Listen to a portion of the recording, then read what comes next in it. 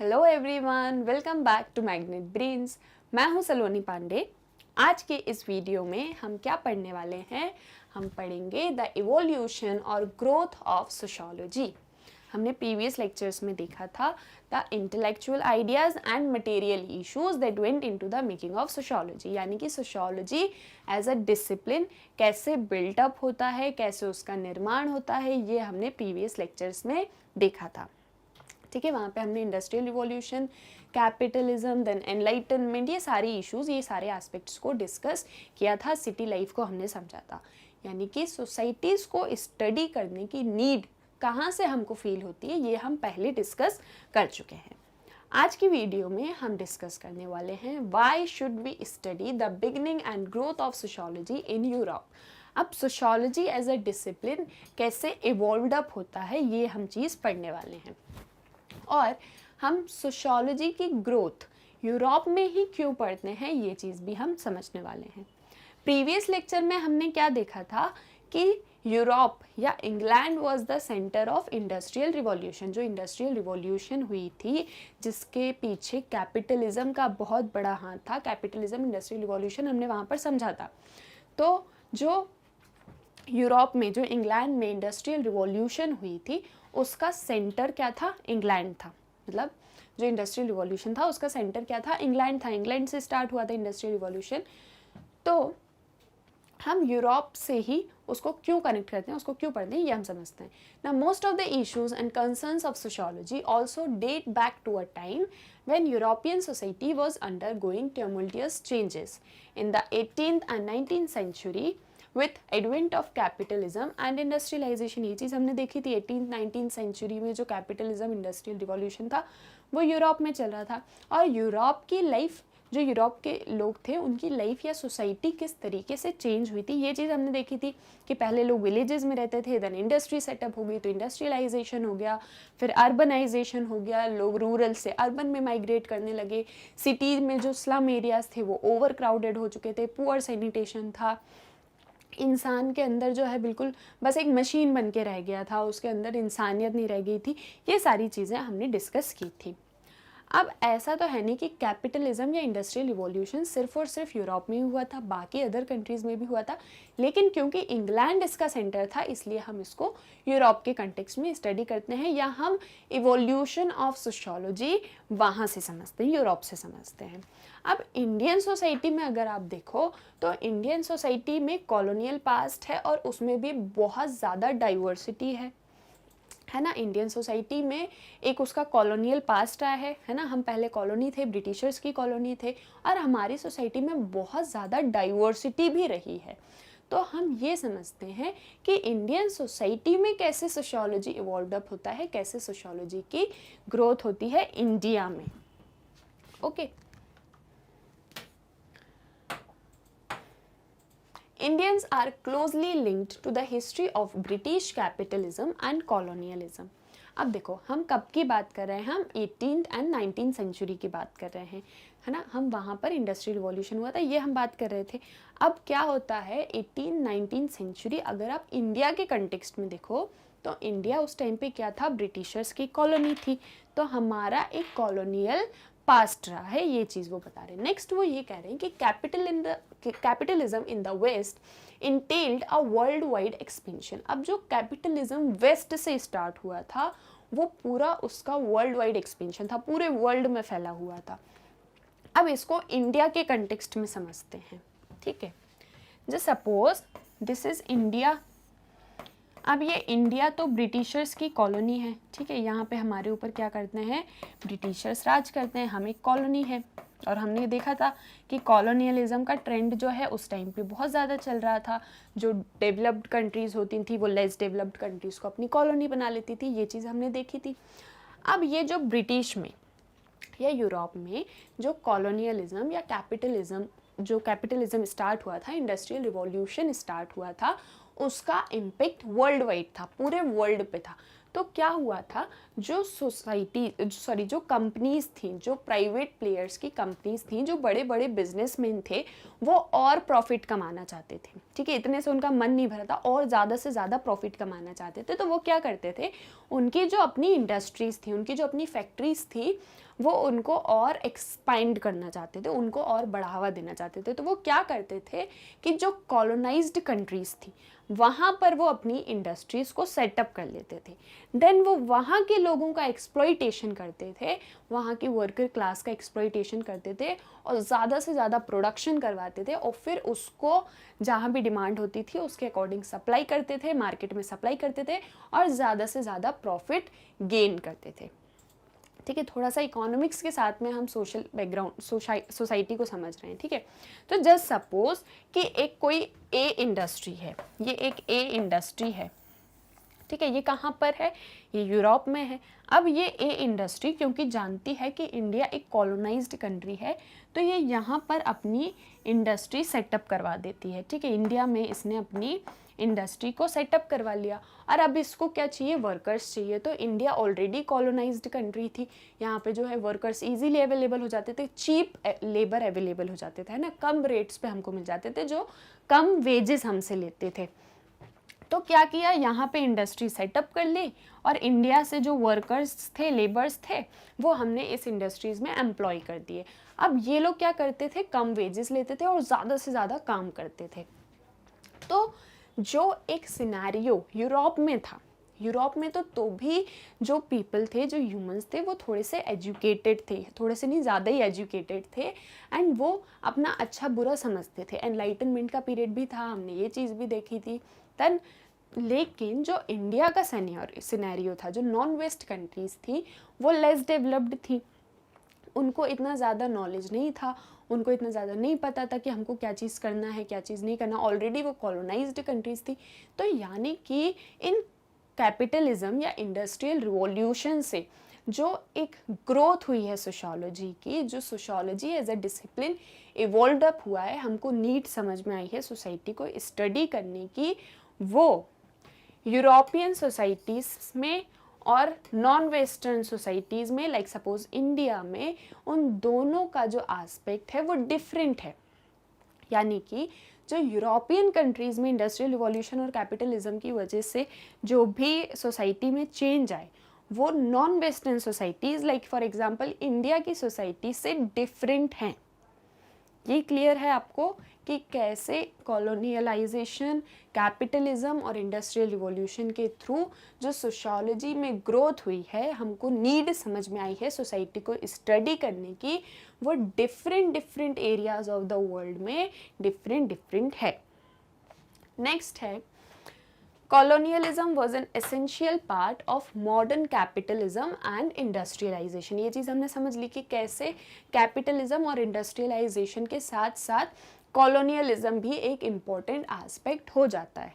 ठीक है, now capitalism and other aspects of modern society are relevant for understanding social change in India. जब हम European societies को, जैसे हमने देखा था, वहाँ पे अर्बनाइजेशन हो रही थी, सारी चीज़ें हो रही थी, तो जब हम उनको देखते हैं और जब हम इंडियन सोसाइटी को समझते हैं, तो हम इसको किस बैकड्रॉप में समझेंगे, हम इसको कॉलोनियलिज्म के बैकड्रॉप में समझेंगे। जैसे मैंने आपको बताया था ना कि कोई भी सोशल सिचुएशन या किसी भी सोसाइटी की एक अपनी हिस्ट्री होती है, एक अपनी लाइफ हिस्ट्री होती है, हम उसको उसके अकॉर्डिंग समझते हैं। अब यूरोप में तो कॉलोनी नहीं थी ना, यूरोप तो कॉलोनियल नहीं था, मतलब वो किसी की भी कॉलोनी नहीं थी, तो वहाँ पर जो डेवलपमेंट होगा सोसाइटी का वो डिफरेंट होगा। और जो एक कॉलोनाइज्ड कंट्री में, लाइक सपोज इंडिया में जो डेवलपमेंट होगा, उसमें हम उसके कॉलोनियल पास्ट को याद रखेंगे। ठीक है, next, with reference to urbanization, colonialism implied that the impact of industrialization in India was not necessarily the same as in the West। यानी कि जैसे colonialism या industrialization और capitalism का impact बाकी western societies पर था, वो वैसा ही Indian society पर नहीं था। इंडिया का development different था। Sociology in India had to deal with western writings and ideas about Indian society that were not always correct। अब देखो, इंडिया क्या थी, इंडिया कॉलोनाइज्ड था। ठीक है, जो इंडियन सोसाइटी थी वो कॉलोनाइज्ड थी। हम लोग कॉलोनी थे, हम गुलाम थे, हम इंडिपेंडेंट नहीं थे, हमारे ऊपर ब्रिटिशर्स राज कर रहे होते थे।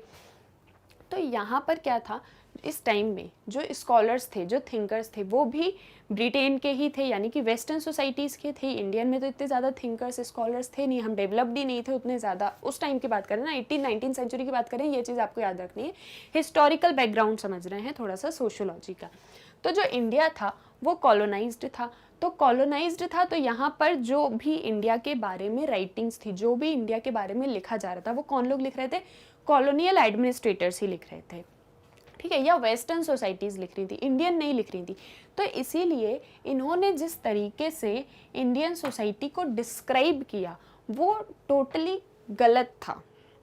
उन्होंने कहा कि इंडिया के जो विलेजेस हैं वो बहुत ही मतलब बुरी हालत में हैं, बदतर हालत में हैं, जो लोग हैं वो बिल्कुल मतलब उनसे रहा नहीं जा रहा है, बिल्कुल थोड़े में गुजारा कर रहे हैं। तो एक जो पिक्चर उन्होंने इंडियन सोसाइटी की क्रिएट की थी वो कहीं ना कहीं गलत थी। एंड वो क्या समझते थे कि आज जो इंडियन सोसाइटी है, आज की जो इंडियन सोसाइटी है वो जिस तरीके का यूरोप एक टाइम पे हुआ करता था, अपने पास्ट में था, उस टाइप की इंडियन सोसाइटी हो चुकी है। यानी यूरोप जैसे पहले था, आज इंडियन सोसाइटी वैसी है। कुछ इस तरीके की राइटिंग्स उन्होंने इंडियन सोसाइटी के बारे में लिखी। लेकिन जब इंडियन सोशलॉजिस्ट इवॉल्व अप हुए, जब इंडियन थिंकर्स आए, जब इंडिया के लोग सोसाइटी को, इंडियन सोसाइटी को स्टडी करने के लिए इवॉल्व अप होते हैं या आगे आते हैं, तब जो एक इंडिया की पिक्चर हमको समझ में आती है वो टोटली डिफरेंट होती है। अब इंडियन सोसाइटी को हम डिटेल में आगे आपकी नेक्स्ट बुक में स्टडी करने वाले हैं, अंडरस्टैंडिंग सोसाइटी में। तो यहाँ पर इंडिया की डिटेल्स में नहीं जाते हुए हम ये चीज़ समझते हैं कि ग्रोथ ऑफ सोशियोलॉजी किस तरीके से हुई है। या आपने देखा कैसे सोशियोलॉजी की ग्रोथ हुई है। क्या चीज़ें आपको याद रखनी है? इंडस्ट्रियल रिवॉल्यूशन, कैपिटलिज्म एंड थोड़ा सा बैकग्राउंड में कॉलोनियलिज्म। एंड एक चीज़ जो आपको सोशियोलॉजी स्टडी करते टाइम, एक सोसाइटी को स्टडी करते टाइम हमेशा याद रखनी, वो क्या है कि हम हमेशा किसी भी सोसाइटी को स्टडी करेंगे हमको उसकी लाइफ हिस्ट्री देखनी पड़ेगी, तभी हम उसकी सोसाइटी, उस सोसाइटी की सोशल सिचुएशंस को अच्छे से समझ पाएंगे कि ये अगर ऐसी है तो ऐसी क्यों है। If this is so then why it is so. हम साइंटिफिक प्रोसीजर्स के थ्रू सोसाइटीज़ को स्टडी करेंगे। आपको क्लियर हुआ कैसे हम ग्रोथ ऑफ सोशियोलॉजी पढ़ते हैं और कैसे ग्रोथ ऑफ सोशियोलॉजी होती है। स्पेसिफिकली हम कहाँ पढ़ते हैं? यूरोप में, एंड देन हम बाकी कंट्रीज़ के कंटेक्स्ट में आते हैं। ठीक है, मिलते हैं नेक्स्ट वीडियो में, तब तक के लिए thank you. Hello everyone, welcome back to Magnet Brains. This is Saloni Pandey. So finally आज हम आपके चैप्टर 1 की लास्ट थीम पढ़ने जा रहे हैं। हमने चैप्टर स्टार्ट किया था what is sociology, what is society के साथ में, एंड फाइनली आज हम स्कोप ऑफ सोशियोलॉजी पढ़ने वाले हैं। प्रीवियस लेक्चर्स में हमने समझा था कि सोशियोलॉजी क्या होता है, तो हमने आपका सब्जेक्ट भी समझ लिया था। एंड सेकेंडली हमने चैप्टर 1 स्टार्ट कर दिया था। चैप्टर 1 के अंदर हमने what is sociology, what is society, and आपकी सोशियोलॉजिकल इमेजिनेशन, सोशियोलॉजी कैसे ग्रो अप होता है, कैसे उसका आगे डेवलपमेंट होता है कंट्रीज़ में, यूरोप में कैसे सोशियोलॉजी लाइमलाइट में आया, इंडस्ट्रियल रिवॉल्यूशन, ये सारी चीज़ें हम प्रीवियस लेक्चर्स में डिस्कस कर चुके हैं। यानी कि हम सोशियोलॉजी को अब एक बेसिक के हिसाब से तो समझ ही चुके हैं, उसके बेसिक समझ चुके हैं। अब आपसे अगर कोई पूछेगा कि सोशियोलॉजी क्या होता है, तो आप उसको बता पाओगे कि sociology means study of society as a whole. Sociology एक साइंस है, फिलोसॉफी से अलग है, कॉमन सेंस नॉलेज है, सारी चीज़ें हम डिस्कस कर चुके हैं। आज के इस वीडियो में हम क्या पढ़ने वाले हैं? हम पढ़ेंगे scope of sociology and it's relationship with other disciplines. यानी कि आप सोशियोलॉजी को, अब आपने सोशियोलॉजी को पढ़ तो लिया, बट अब आप इस सोशियोलॉजी का क्या करने वाले हो आगे? इसको अप्लाई करोगे ऑब्वियसली, जैसा हमने स्टार्टिंग से स्टार्ट किया था कि सोशियोलॉजी को फील कर सकते हैं, ऑब्जर्व कर सकते हैं। तो अब आप सोशियोलॉजी को कहाँ पर अप्लाई कर सकते हो, आप सोशियोलॉजी को किन किन एरियाज़ में, कौन सी फील्ड्स में देख सकते हो, अप्लाई कर सकते हो, ये हम आज डिस्कस करने वाले हैं। ठीक है, स्टार्ट करते हैं। So the scope of sociology study is extremely wide. अब देखो, जो स्कोप होता है सोशियोलॉजी का वो बहुत ही वाइड है, बहुत ही ब्रॉड है। आप उसे बहुत सारे एरियाज़ में अप्लाई कर सकते हो। अब कहाँ कहाँ अप्लाई कर सकते हो? So it can analyze meaningful interactions between individuals, focus on national issues, even examine global social processes.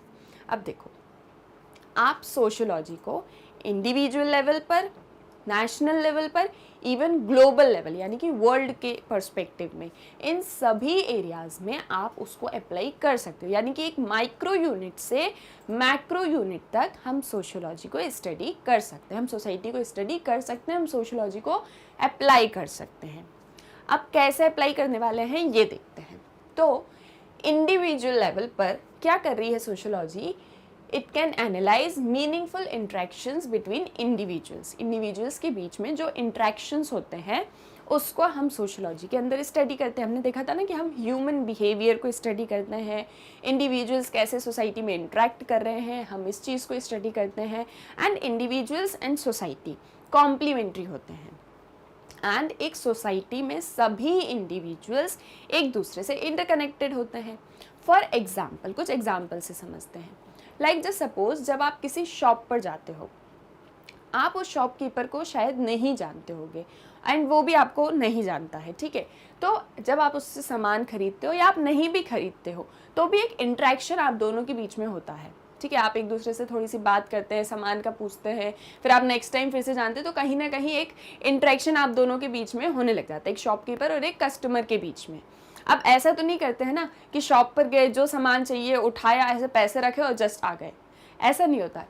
हमारे बीच में, शॉपकीपर और कस्टमर के बीच में एक इंट्रैक्शन होता है, ठीक है। हम आपस में एक दूसरे से कुछ थोड़ी बहुत कम्युनिकेशन करते हैं, फिर उसके बाद में हम चले जाते हैं, बट फिर भी एक कनेक्शन हमें फील होता है। हम उस पर्सन को, ना ही कस्टमर ना ही शॉपकीपर, दोनों एक दूसरे को नहीं जानते, बिल्कुल डिफरेंट एंटिटी हैं, लेकिन जब मिलते हैं तो आपस में एक इंट्रैक्शन होता है। फॉर एग्ज़ाम्पल, मैं एक टीचर हूँ, आप मेरे स्टूडेंट्स हैं, ठीक है। अब हम दोनों एक दूसरे को इन पर्सन नहीं जानते हैं, बस आप ये जानते हैं कि मैं आपकी टीचर हूँ और मैं इतना जानती हूँ कि आप सभी मेरे स्टूडेंट्स हैं। हम एक दूसरे को इन पर्सन नहीं जानते हैं, बट एक बॉन्ड हमारे बीच में है, एक कनेक्शन हमारे बीच में है। आपको मुझसे कोई सवाल होता है, आप मुझे कमेंट्स में बता देते हैं, मैं आपको यहाँ पे आके डिस्कस कर देती हूँ। हम इन पर्सन नहीं मिले हैं, लेकिन हमारे बीच में एक बॉन्ड है, एक इंट्रैक्शन है। वैसे ही सोसाइटी में इंडिविजुअल्स के बीच में एक इंट्रैक्शन होता है, एक बॉन्ड होता है। उस इंट्रैक्शन को हम सोशोलॉजी के अंदर स्टडी करते हैं। सेकंड, हम क्या करते हैं? Focus on national issues. अब हम सोशोलॉजी को जब अप्लाई करते हैं या जब हम सोसाइटी को स्टडी करते हैं, तो जो भी नेशनल इश्यूज होते हैं, जो भी एक राष्ट्र के मुद्दे होते हैं, एक स्टेट के जो भी इश्यूज होते हैं, हम उनको उठाते हैं और उनके ऊपर हम बात करते हैं। अब यहाँ पे आपको कौन सी वाली बात याद करनी है, जो हमने कहा था कि लोगों से समाज बनता है। सोसाइटी इज़ फ्रॉम ह्यूमंस, ठीक है, लोगों से ही समाज बन रहा है। जो भी पीपल सोसाइटी में रह रहे हैं वो लोग एक समाज को क्रिएट कर रहे हैं। तो वो समाज कैसा होगा ये कौन डिसाइड करने वाला है? ऑब्वियस सी चीज़ है, हम लोग ही डिसाइड करने वाले हैं। तो हम अब जिस नेशन में रह रहे हैं, हम जिस एक स्टेट में रह रहे हैं, वो स्टेट कैसा होगा, उस स्टेट में, उस नेशन में कुछ इश्यूज होते हैं, उनको भी हम सोशियोलॉजी में स्टडी करते हैं। लाइक फॉर एग्जाम्पल अनएम्प्लॉयमेंट, ठीक है, बेरोज़गारी बढ़ रही है, पावर्टी बहुत ज़्यादा हो गई है ना, सोसाइटी में जेंडर इनइक्वालिटीज़ हैं, रेप केसेस बढ़ रहे हैं, या एसिड अटैक्स बढ़ रहे हैं, या फिर जो रूरल पीपल हैं उनको एक अच्छी लाइफ नहीं मिल रही है, स्टैंडर्ड ऑफ लिविंग, लोगों का स्टैंडर्ड ऑफ लिविंग बहुत डाउन होता जा रहा है, पर कैपिटा इनकम डाउन है। तो ये जो नेशनल इश्यूज होते हैं, इन्हें भी हम सोशियोलॉजी में कंसिडर कर सकते हैं, इनको हम सोशियोलॉजी में एनालाइज करते हैं, ठीक है। तो ऐसे कुछ नेशनल इश्यूज, ऐसे कुछ राष्ट्रीय मुद्दों को हम सोशियोलॉजी के अंदर स्टडी कर सकते हैं। जैसे मैंने आपको बताया था ना, पॉवर्टी का एग्जांपल हमने प्रीवियस लेक्चर्स में देखा था कि जैसे पॉवर्टी एक नेचुरल फिनोमिना है। आप उसके लिए बोल सकते हैं कि शायद लोग जो है मेहनत नहीं करना चाहते हैं, वो बहुत ही आलसी हैं, वो अपना बजट प्रॉपरली मेंटेन नहीं कर पाते हैं, वो कमाना नहीं चाहते हैं, उनको ऐसी ही लाइफ अच्छी लगती है। तो हम सोच सकते हैं, हम ऐसा सोच सकते हैं, अंदाज़ा लगा सकते हैं कि शायद पॉवर्टी एक नेचुरल फिनोमिना है। लेकिन हम उसको सोशोलॉजी में कैसे कंसिडर करते हैं। अब किसी एक समाज में बहुत ज़्यादा गरीबी हो जाती है, किसी एक सोसाइटी बहुत ज़्यादा उसमें पावर्टी है, तो क्या आप एक ऐसी सोसाइटी का हिस्सा होना चाहेंगे जहाँ पर लोग सिर्फ गरीब हैं, उनके पास अच्छा खाने को नहीं है, अच्छा पहनने को नहीं है, वो अपनी लेविश लाइफ स्टाइल, लेविश क्या, वो अपनी कंफर्ट की लाइफ स्टाइल भी नहीं जी सकते हैं। तो क्या होगा, फिर हम पावर्टी को एक सोशल इशू बनाएंगे, मतलब हम उसको एक सोशल प्रॉब्लम कंसिडर करेंगे जो कि ह्यूमन इग्नोरेंस एंड एक्सप्लॉइटेशन की वजह से हुई है, एंड देन हम फिर अपनी इस सोशल प्रॉब्लम को रिड्रेस कर सकते हैं। पढ़ा था ना, याद आ रहा है सारा कुछ। तो वैसे ही सोशोलॉजी में जितने भी नेशनल इश्यूज होते हैं उन सभी को हम रिड्रेस कर सकते हैं, उनको फोकस कर सकते हैं। थर्ड, हम क्या कर सकते हैं, even examine global social processes. अब एक वर्ल्ड ऑर्डर होता है ना, ये पूरा एक वर्ल्ड है, ठीक है, डिफरेंट डिफरेंट कंट्रीज़ हैं, डिफरेंट डिफरेंट पीपल हैं, डिफरेंट सोसाइटीज़ हैं। अब इन सोसाइटीज़ में जब भी कोई एक ऐसा इशू आता है जो हर एक कंट्री को इम्पैक्ट कर रही होती है, हर एक कंट्री के लिए मतलब एक इशू होता है, ऐसे इश्यूज़ को भी हम यहाँ पर स्टडी कर सकते हैं। लाइक फॉर एग्जाम्पल, आपने सुना होगा ना, कुछ इंटरनेशनल ऑर्गेनाइजेशंस है, जैसे WHO है, यूनिसेफ है, यूनेस्को है, WTO है, ये सारी डिफरेंट डिफरेंट ऑर्गेनाइजेशंस हैं जो वर्ल्ड में एक मतलब संचालन कर रही हैं ना, वर्ल्ड को एक ऑर्डर प्रोवाइड कर रही हैं कि जैसे for example UNHRC, United Nations human rights commission. यहाँ पर जब भी ह्यूमन राइट्स वायलेशन होता है ना, ऑन एन होल, है ना, किसी एक पर्टिकुलर नेशन में नहीं बट ऑन एन होल, जब एक ह्यूमन राइट्स का एक्सप्लॉइटेशन हो रहा है, तो वो ऑर्गेनाइजेशन आगे आती है, देन वो उसमें अपने व्यू पॉइंट्स देती है और उस मिस्टेक को, उस प्रॉब्लम को करेक्ट करती है। तो ऐसे ही ग्लोबल इश्यूज़ को भी हम सोशोलॉजी के अंदर स्टडी कर सकते हैं, यानी कि ना केवल माइक्रो बल्कि मैक्रो लेवल तक आप सोशोलॉजी में सोसाइटी को स्टडी कर सकते हो, आप सोशोलॉजी को अप्लाई कर सकते हो। क्लियर है यहाँ तक? नेक्स्ट देखते हैं। So what defines the discipline of sociology is therefore not just what is studies.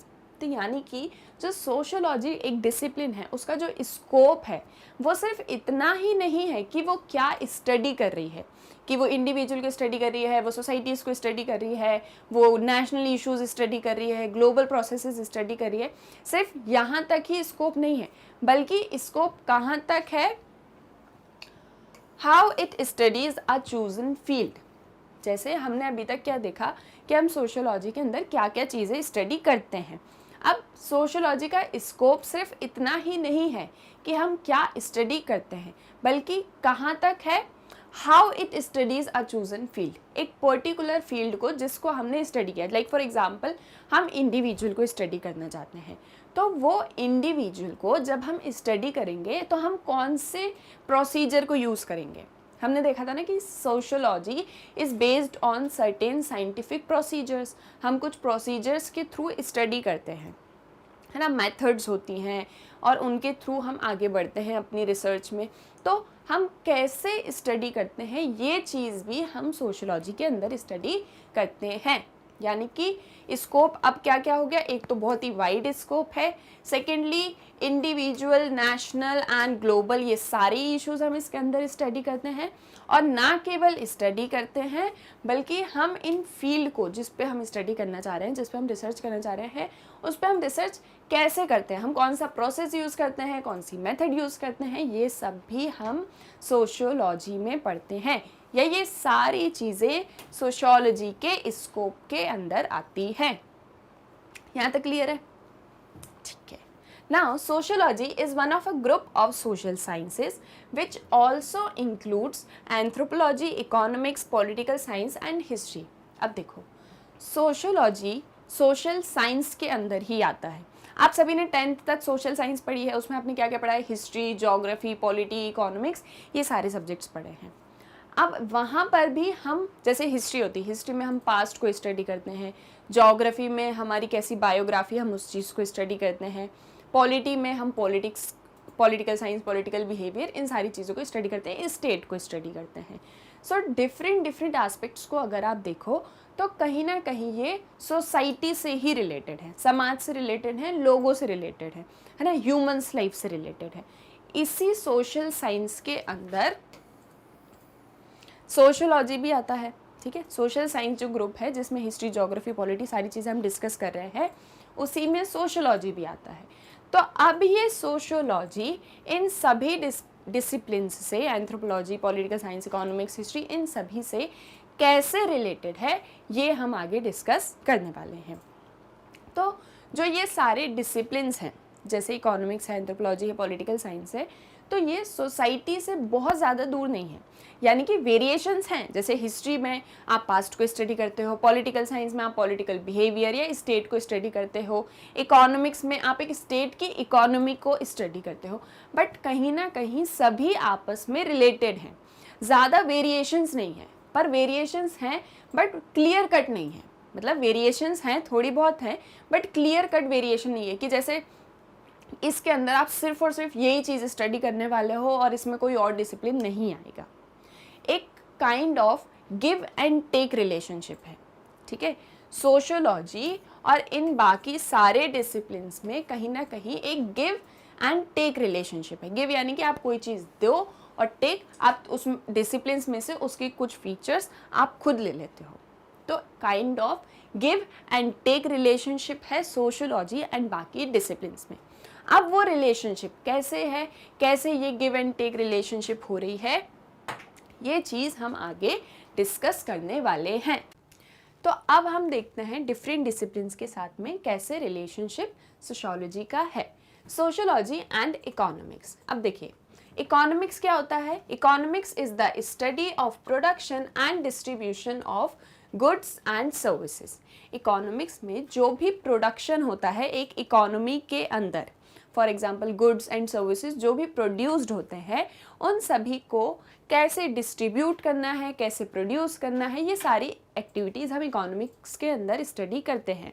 क्या डिमांड है गुड्स एंड सर्विसेज की, कैसी सप्लाई हो रही है, क्या प्राइजेज हैं, जीडीपी, ये सारी चीज़ें हम इकोनॉमिक्स के अंदर स्टडी करते हैं। It is concern with economic relations. एक इकोनॉमी या एक नेशन के अंदर या एक स्टेट में या एक छोटी सी एंटिटी में इकोनॉमिक रिलेशंस कैसे चल रहे हैं वो हम इकोनॉमिक्स में स्टडी करते हैं, ठीक है। Production, distribution, goods, services, labour, work, ये सारी चीज़ें हम इकोनॉमिक्स में स्टडी करते हैं ना। अब ये सोशियोलॉजी से कैसे कनेक्टेड है। The sociological approach looks at economic behavior in a broader context of social norms, values, practice and interest। अब देखिए ये कह रहे हैं कि जो इकोनॉमिक्स होता है, मतलब जब सोशियोलॉजी इकोनॉमिक्स के पर्सपेक्टिव से सोसाइटी को स्टडी करती है, जब सोशियोलॉजी इकोनॉमिक्स के पर्सपेक्टिव से सोसाइटी को स्टडी करती है, तो वो एक ब्रॉडर कंटेक्स्ट में सोसाइटी को देखती है। एक बहुत ही वाइड स्कोप वहाँ पर होता है। किन किन चीज़ों में, social norms, values, practices and interest. कुछ सोसाइटी में नॉर्म्स एंड वैल्यूज़ होते हैं, हमने पढ़ा था, कुछ बिलीव्स होते हैं, कुछ मान्यताएं होती हैं, कुछ मूल्य होते हैं, कुछ प्रैक्टिसेस होती हैं जो सोसाइटी में चल रही होती हैं, जैसे मैरिज होगी, मैरिज भी एक सोशल प्रैक्टिस ही है। सोशल इंस्टीट्यूशंस होते हैं, लोगों के इंटरेस्ट होते हैं। तो ये सारी चीज़ों को कंसिडर हम करते हैं जब हम सोशियोलॉजी को इकोनॉमिक्स पर्सपेक्टिव से स्टडी करते हैं या देखते हैं, जब हम सोसाइटी में इकोनॉमिक्स को अप्लाई कर देते हैं। अब कैसे, लाइक फॉर एग्जांपल, एक एग्जांपल समझते हैं। देखिए आपने बहुत सारे एडवर्टाइजमेंट्स देखे होंगे, इवन जब भी आप यूट्यूब भी खोलते होंगे तो कोई भी वीडियो स्टार्ट करने से पहले आपके सामने एक एडवर्टीजमेंट आता होगा। आजकल जोमेटो और मीशो का ज़्यादा आता है, ठीक है। और फिर जैसे आप टीवी देख रहे हो, आप मोबाइल चला रहे हो, बहुत सारे एडवर्टीजमेंट्स होते हैं। जैसे फॉर एग्जांपल आप लाइफ बॉय यूज़ कीजिए, है ना, प्रॉपर सैनिटेशन, हाइजीन के लिए। जैसे अभी कोविड में कितना लाइफ बॉय का था कि लाइफ बॉय बहुत 99.9% कीटाणु मारता है, और आप डिटॉल यूज़ कीजिए, तो आप एक हाइजीन आपकी जो है बॉडी में मेंटेन रहेगी, आप फिजिकल बॉडी में हाइजीन मेंटेन रहेगी। नेक्स्ट, जैसे कि आप कैसा फूड खाइए, ये चीज़ भी आजकल बहुत ट्रेंड में है कि फूड ऐसा होना चाहिए। जोमेटो बहुत चल चुका है। देन उसके बाद में फैशन का ट्रेंड कैसा होगा, आपको कैसे कपड़े पहनने हैं, अभी के टाइम में फैशन कैसा चल रहा है, ठीक है, कैसे कपड़े पहनने हैं, कैसी ज्वेलरी पहननी है, कैसा आउटलुक आपको अपना रखना है। तो यानी कि एडवर्टीजमेंट्स के थ्रू हमको बहुत सारी चीज़ें बताई जाती हैं, हमको हमारी लाइफ स्टाइल, हमारी कंजम्पशन प्रैक्टिसेस को मोल्ड किया जाता है एडवर्टीजमेंट्स के थ्रू। ठीक है, देखिए अब जैसे एडवर्टीजमेंट आ रहा है लाइफ बॉय का फॉर एग्जाम्पल, ठीक है, लाइफ बॉय का एडवर्टीजमेंट आ रहा है, तो आप क्या करोगे, आप प्रॉपर हाइजीन के लिए आप लाइफ बॉय खरीदना स्टार्ट कर दोगे या आप लाइफ बॉय का सैनिटाइजर यूज़ करना स्टार्ट कर दोगे। अब होगा क्या इस चीज़ से, जो आप गुड खरीद रहे हो, जो आप प्रोडक्ट खरीद रहे हो, आप परचेस कर रहे हो, उसका पैसा तो बिजनेसमैन के पास में जाने वाला है ना। शेयर इकोनॉमी हम देखते हैं ना कि जैसे फॉर एग्जांपल ये ए पर्सन है, इसने कोई कॉमोडिटी परचेस की, उस कॉमोडिटी को ये बी कंपनी मैन्युफैक्चर कर रही है, तो पैसा किसके पास में जाएगा, घूम फिर के इनके पास में जाएगा।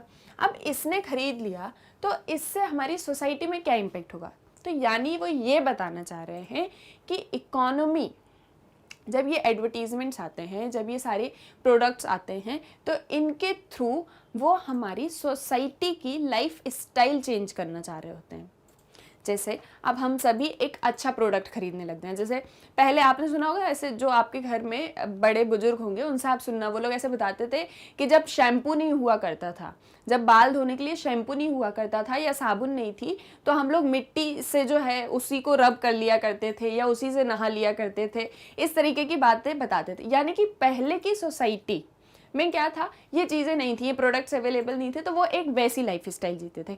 अब क्योंकि प्रोडक्ट्स आ चुके हैं, अब हम ज़्यादा हाइजीन की तरफ बात कर रहे हैं, हम ज़्यादा हेल्थ की तरफ बात कर रहे हैं, तो यानी कि जब ये गुड्स एंड सर्विसेज जब हम कंज्यूम करते हैं, जब हम इनको परचेस करते हैं, तो ये हमारी लाइफ स्टाइल को इम्पेक्ट करते हैं।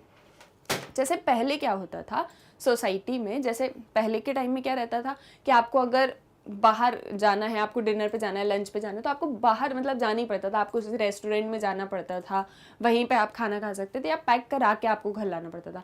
आजकल क्या हो गया है, जोमेटो चलने लगा है, ऊबर चलने लगा है, स्विगी चलने लगा है, तो वो क्या करते हैं, आप जस्ट एक ऑर्डर करो, वो आपको घर पे ला के दे देंगे।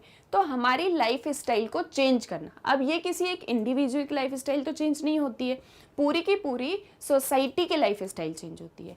तो क्या होता है, जब हम सोसाइटी को इकोनॉमिक्स पर्सपेक्टिव से पढ़ते हैं, तो हम इन चीज़ों को याद रखते हैं कि इकोनॉमिक्स में जो goods and services economy produce हो रहे हैं, वो हमारी सोसाइटी को इम्पेक्ट करते हैं, हमारी सोसाइटी के ऊपर अपना प्रभाव उनका होता है या प्रभाव डालते हैं। ठीक है, ये एग्जाम्पल क्लियर है। नेक्स्ट देखते हैं, Economics neglect individual behavior, cultural norms and institutional resistance which sociologists study। अब इकोनॉमिक्स में क्या होता है, वहाँ तो सिर्फ इकोनॉमी को देखा जाता है, गुड्स एंड सर्विसेज प्रोड्यूस हो गए, क्या डिमांड है, क्या सप्लाई है, एंड जस्ट हो गया। क्या हम इंडिविजुअल के बिहेवियर को स्टडी करते हैं, इकोनॉमिक्स में नहीं करते हैं। हम कल्चरल नॉर्म्स को, कल्चर क्या है, हम इस चीज़ को स्टडी नहीं करते हैं, हम इंस्टीट्यूशनल रेसिस्टेंस को स्टडी नहीं करते हैं। लेकिन सोशियोलॉजी इन सभी को स्टडी करता है, इंडिविजुअल बिहेवियर को स्टडी करता है, कल्चर को स्टडी करता है, नॉर्म्स वैल्यूज़ क्या चल रही हैं, ये सारी चीज़ें हम सोशियोलॉजी के अंदर स्टडी करते हैं। अब Sociology, unlike economics, usually does not provide technical solution, but it encourages questioning and critical perspective। अब जैसे देखिए इकोनॉमिक्स में क्या होता है, इकोनॉमी में जस्ट सपोज डिमांड या सप्लाई कम हो जाती है, लाइक डिमांड बहुत ज़्यादा है लेकिन सप्लाई कम है, तो वो क्या करते हैं, वो वहाँ पर जैसे उन्होंने क्या करा, उन्होंने प्राइजेस को कम कर दिया। डिमांड बहुत ज़्यादा है लेकिन सप्लाई कम है, तो उन्होंने प्राइजेस को बढ़ा दिया कि प्राइस रेज हो गए तो सप्लाई भी डिमांड के अकॉर्डिंग एडजस्ट हो जाएगी। यानी कि कुछ टेक्निकल सॉल्यूशंस होते हैं, जैसे आपने ओपन मार्केट ऑपरेशंस पढ़े होंगे, क्लोज्ड मार्केट पढ़ा होगा, तो ये सारी चीज़ें क्या करती हैं, ये इकोनॉमी में हम कुछ टेक्निकल सॉल्यूशंस के थ्रू, कोई प्रॉब्लम अगर एग्जिस्ट करती है तो हम उसको करेक्ट कर लेते हैं। अब सोशियोलॉजी में तो टेक्निकल प्रॉब्लम्स नहीं होती हैं, या जनरली हम टेक्निकल सॉल्यूशंस नहीं प्रोवाइड करते हैं, बट हम क्या करते हैं, हम क्वेश्चनिंग करते हैं, हम एनालाइज करते हैं चीज़ों को। हमने पढ़ा था ना, आपको याद होगा, हम सोशियोलॉजी में ये चीज़ नहीं स्टडी करते हैं कि क्या होना चाहिए या क्या चीज़ नहीं है, बल्कि हम क्या स्टडी करते हैं, what is, and if this is so then why it is so. अगर कोई चीज़ है तो वो क्यों है। तो एक क्वेश्चनिंग पर्सपेक्टिव हमारा सोशियोलॉजी में होता है। तो कुछ इस तरीके का रिलेशनशिप सोशियोलॉजी एंड इकोनॉमिक्स में होता है। इकोनॉमिक्स में क्या करते हो आप, इकोनॉमी पे फोकस करते हो, सोसाइटी में आप सोशियोलॉजी पे फोकस करते हो। जब दोनों एक साथ हो जाते हैं तो हम सोसाइटी को इकोनॉमिक लेंस के थ्रू स्टडी करते हैं कि इकोनॉमी का क्या इम्पेक्ट पड़ रहा है सोसाइटी के ऊपर। जहाँ इकोनॉमिक्स इंडिविजुअल बिहेवियर को ज़्यादा मतलब ध्यान नहीं देता है, जनरली प्रॉफिट मोटिव होता है सारी चीज़ों में, या इकोनॉमी कैसे रन होगी ये चीज़ होती है, मतलब वो एक इकोनॉमिक्स का टॉपिक अलग है। बट सोसाइटी में या सोशियोलॉजी में हम क्या करते हैं, हम इंडिविजुअल बिहेवियर को भी याद रखते हैं, कल्चरल नॉर्म्स को भी याद रखते हैं और सारी चीज़ों को स्टडी करते हैं। Both study same topics but from different angles. दोनों ही सेम टॉपिक से स्टडी करते हैं, सेम थिंग्स को स्टडी करते हैं, लेकिन डिफरेंट डिफरेंट एंगल से। For example individual behaviour, economics individual behaviour को या एक इंडिविजुअल को कैसे देखता है, वो ये देखता है कि इस इंडिविजुअल को डिमांड किस चीज़ की है, ये इंडिविजुअल क्या चीज़ चाहता है, उस चीज़ के अकॉर्डिंग मैं अपना प्रोडक्शन करूँ। ये चीज़ हम इकोनॉमिक्स में स्टडी करते हैं। सोसाइटी में हम क्या करते हैं कि जो चीज़ें हो रही हैं हम उसके अकॉर्डिंग इंडिविजुअल का बिहेवियर जज करते हैं या इंडिविजुअल ह्यूमन बिहेवियर को स्टडी करते हैं। तो यानी कि स्टडी हम सेम ही टॉपिक्स करें बट एंगल्स अलग अलग हैं, पढ़ने का जो तरीका है वो अलग है। अभी हमने क्या देखा था कि स्कोप ऑफ सोशियोलॉजी सिर्फ इतना ही नहीं है कि वो क्या स्टडी करता है, बट वो किस तरीके से स्टडी करता है, वो कौन सी मेथड्स यूज़ करता है, कौन से प्रोसीजर्स यूज़ करता है, ये हम इसके अंदर स्टडी करते हैं। तो आपको अब क्लियर है कि सोशियोलॉजी और इकोनॉमिक्स में क्या, दोनों के बीच में क्या रिलेशनशिप है। ठीक है, नेक्स्ट देखते हैं sociology and political science. Aristotle defined political science as a study of state. Aristotle political science को कुछ ऐसे डिफाइन करते हैं कि study of state. Political science में हम क्या करते हैं, स्टेट को स्टडी करते हैं, एक नेशन को स्टडी करते हैं। इसके अलावा हम सिस्टम्स ऑफ गवर्नमेंट को स्टडी करते हैं, हम पॉलिटिकल एक्टिविटी, पॉलिटिकल बिहेवियर कैसा है, इन सारी चीज़ों को स्टडी करते हैं। हम गवर्नमेंट को स्टडी करते हैं, गवर्नमेंट के जितने इंस्टीट्यूशंस होते हैं उनको स्टडी करते हैं। देन हम स्टेट को स्टडी करते हैं, हम पॉलिटिकल बिहेवियर, पॉलिटिकल एक्टिविटी, ये सारी चीज़ें हम पॉलिटिकल साइंस के अंदर स्टडी करते हैं। ठीक है, now sociology is devoted to the study of all aspects of society. अब देखो, एक सोसाइटी में गवर्नमेंट भी होती, गवर्नमेंट का रोल भी होता है, गवर्नमेंट के इंस्टीट्यूशंस भी होते हैं, एंड डिफरेंट क्या होते हैं, सिस्टम्स ऑफ गवर्नमेंट होते हैं, पॉलिटिकल एक्टिविटी होती है, पॉलिटिकल बिहेवियर होता है, सारी चीज़ें होती हैं एक सोसाइटी के अंदर। तो जैसे ये एक, जस्ट सपोज ये एक सोसाइटी है, इस सोसाइटी में गवर्नमेंट है, पॉलिटिकल बिहेवियर, पॉलिटिकल एक्टिविटी क्या चल रही है, ये कौन स्टडी करती है, ये पॉलिटिकल साइंस स्टडी करती है। लेकिन सोशियोलॉजी में हम पूरी की पूरी सोसाइटी को स्टडी करते हैं, ना केवल एक पर्टिकुलर एस्पेक्ट को।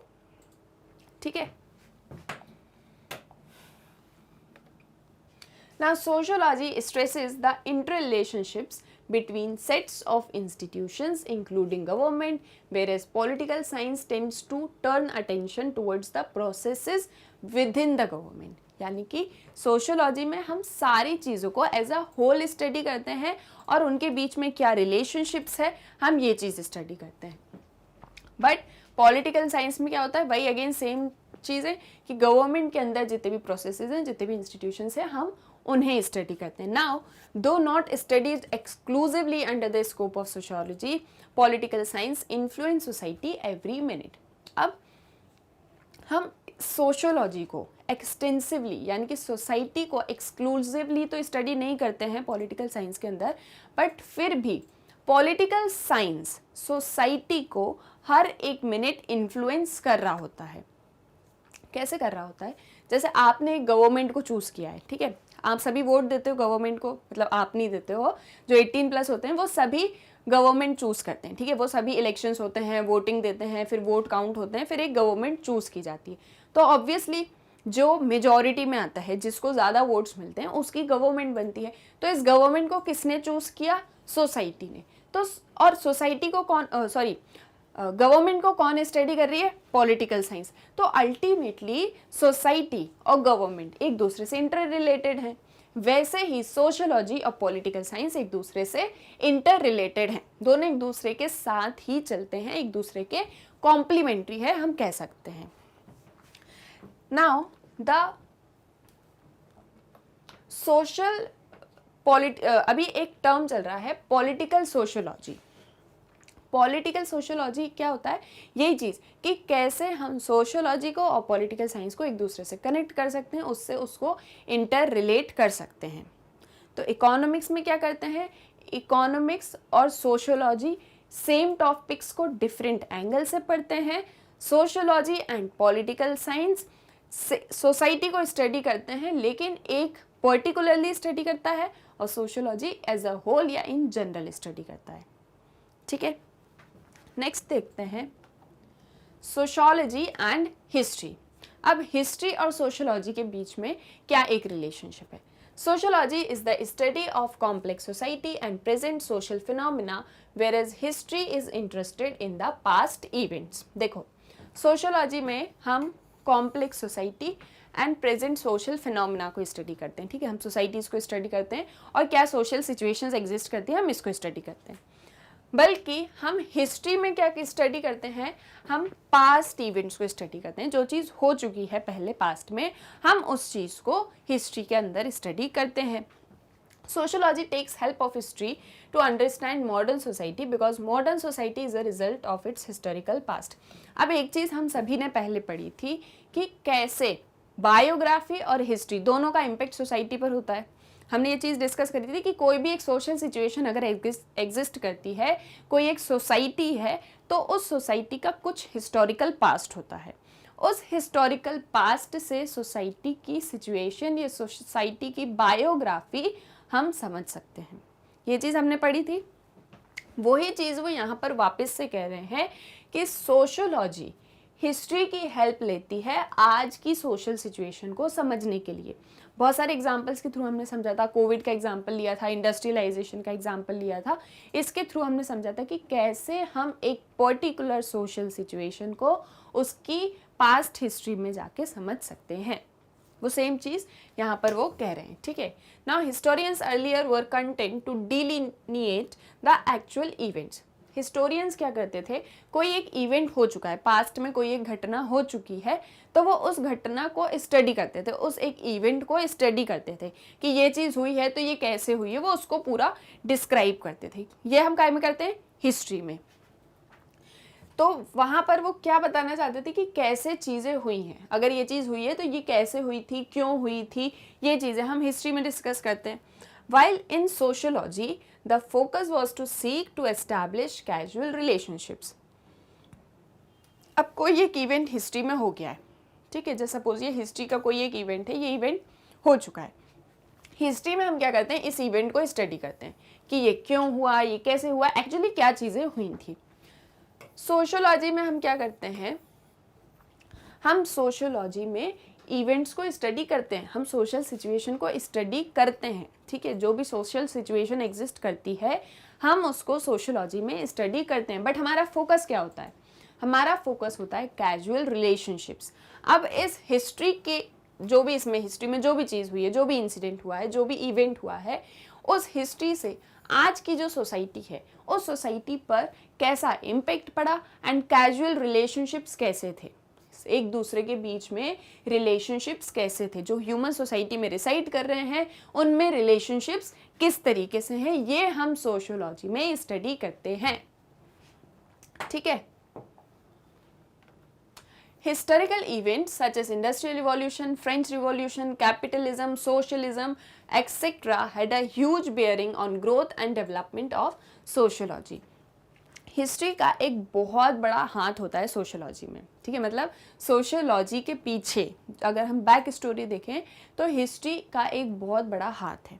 देखिए, जो भी एक सोशल इवेंट हो रहा है, जो भी एक आज के टाइम में सोशल सिचुएशन है, उसके पीछे उसकी हिस्ट्री रिस्पॉन्सिबल होती है। ठीक है, यानी कि पास्ट में जो भी इवेंट हुआ है वो रिस्पॉन्सिबल होता है। जैसे इंडस्ट्रियल रिवॉल्यूशन के बाद सिटी लाइफ कैसे चेंज हो गई, ये मैंने आपको एक बहुत ही सुंदर गीत सुना के बताया था, आपको याद होगा।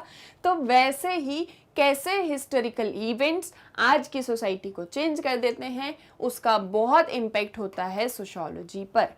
तो सोशियोलॉजी और हिस्ट्री एक दूसरे से बिल्कुल कनेक्टेड हैं।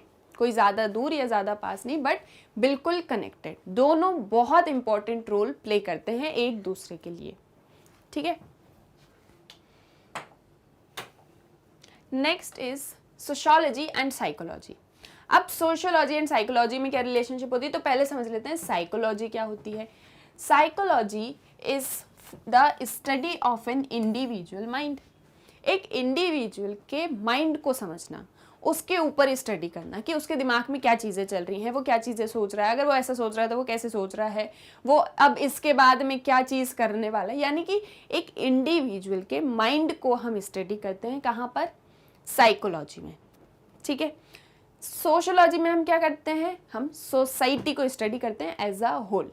यानी कि साइकोलॉजी में एक इंडिविजुअल पे फोकस किया जा रहा है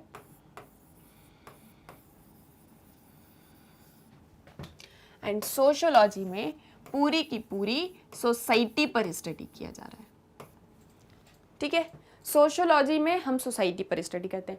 नाउ अल्टीमेटली सोसाइटी इंडिविजुअल से मिलके ही बनती है, ठीक है। सोसाइटी किससे मिलके बनती है, इंडिविजुअल से मिलके बनती है।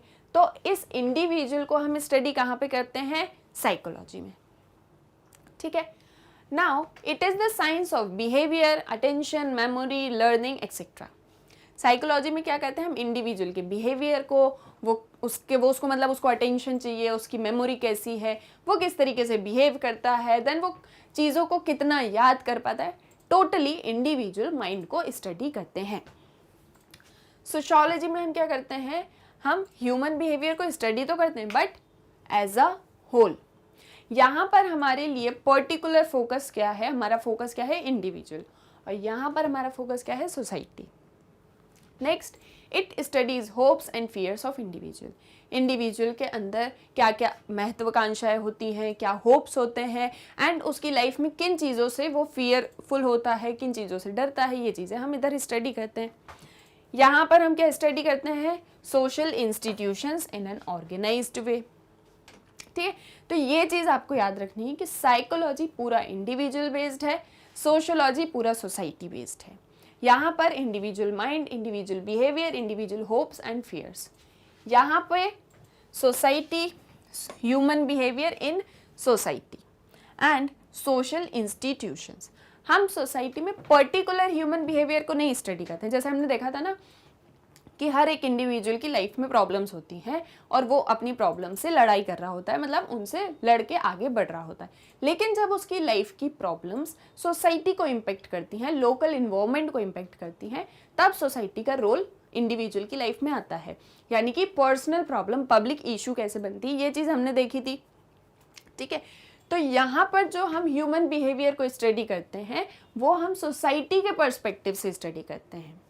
यानी कि एक ह्यूमन सोसाइटी में कैसे बिहेव कर रहा है वो हम सोशियोलॉजी में स्टडी करते हैं, बट साइकोलॉजी में हम सिर्फ और सिर्फ ह्यूमन के बिहेवियर को स्टडी करते हैं रादर देन सोसाइटी। हम ये नहीं देखते कि वो सोसाइटी में कैसे रिएक्ट कर रहा है, हम ये देखते हैं कि इंडिविजुअल कैसे रिएक्ट करता है, इंडिविजुअल कैसे बिहेव करता है, ठीक है, डिफरेंट सर्कमस्टांसेस में, ना केवल सोसाइटी में। It deals with social process. यहाँ पर हम सोशल प्रोसेसेस की बात करते हैं, सोशल इंस्टीट्यूशंस की बात करते हैं। For example family, social groups, quasi groups, ये सारी चीज़ें क्या होती हैं, ये हम इसमें सोशियोलॉजी में स्टडी करते हैं। साइकोलॉजी में हम मेंटल प्रोसेसेस से डील करते हैं। एक इंडिविजुअल का मेंटल स्टेट कैसा है, क्या उसके मेंटल प्रोसेसेस को हम यहाँ पर स्टडी करते हैं। ये क्लियर है आपको कि क्या होती है सोशियोलॉजी एंड क्या होता है psychology. Psychology individual, sociology society, ये चीज याद रखिएगा। Now social psychology.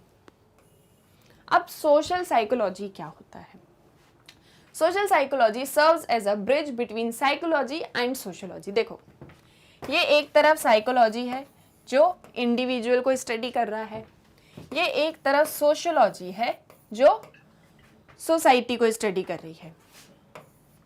इन दोनों के बीच में एक ब्रिज का काम कौन कर रही है, सोशल साइकोलॉजी, ठीक है। इन दोनों के बीच में एक ब्रिज का काम कर रही है सोशल साइकोलॉजी। अब ब्रिज का काम क्या होता है, एक रास्ते को दूसरे रास्ते से जोड़ना, यही होता है ना ब्रिज का काम। तो यानी कि साइकोलॉजी और सोशियोलॉजी को जोड़ने का काम कर रही है सोशल साइकोलॉजी। कैसे? It maintains a primary interest in the individual but concerns itself with the way in which the individual behaves in social groups collectively with other individuals। वही सेम चीज़ वापस कि यहाँ पर आप इंडिविजुअल को स्टडी कर रहे हो, यहाँ पर आप सोसाइटी को स्टडी कर रहे हो, बट सोसाइटी ह्यूमन से मिलके बनती है, इंडिविजुअल से मिलके बनती है। तो यहाँ पर individual behaviour as a whole study किया जा रहा है। Individual behaviour as a whole यानी कि डिफरेंट डिफरेंट एस्पेक्ट्स में इंडिविजुअल कैसे बिहेव करता है। फॉर एग्जांपल इकोनॉमी में, पॉलिटी में एंड हिस्ट्री में इंडिविजुअल का बिहेवियर कैसा था, सोसाइटी में इंडिविजुअल का बिहेवियर कैसा था, एंड अपने आसपास की चीज़ों को देख के या अपनी खुद की प्रॉब्लम्स में इंडिविजुअल कैसे रिएक्ट करता है, इंडिविजुअल का माइंड कैसा है, ये हम स्टडी करते हैं साइकोलॉजी में। यानी कि इंडिविजुअल एज अ होल सारी चीज़ें। सोशियोलॉजी में इंडिविजुअल की स्टडी करते हैं इन सोसाइटी। तो यानी कि कहीं ना कहीं सोशियोलॉजी साइकोलॉजी का पार्ट हो रही है ना। यहाँ पर इंडिविजुअल को स्टडी कर रहे हैं, यहाँ पे सोसाइटी में इंडिविजुअल को स्टडी कर रहे हैं। तो इन दोनों को कनेक्ट करने का काम सोशल साइकोलॉजी करती है। तो यानी कि यहाँ पर ये भी एक दूसरे से रिलेटेड है, इन दोनों के बीच में भी रिलेशनशिप है।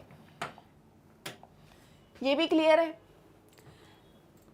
लास्ट है आपका सोशियोलॉजी एंड सोशल एंथ्रोपोलॉजी। अब सोशल एंथ्रोपोलॉजी क्या होती है और सोशियोलॉजी क्या होती है?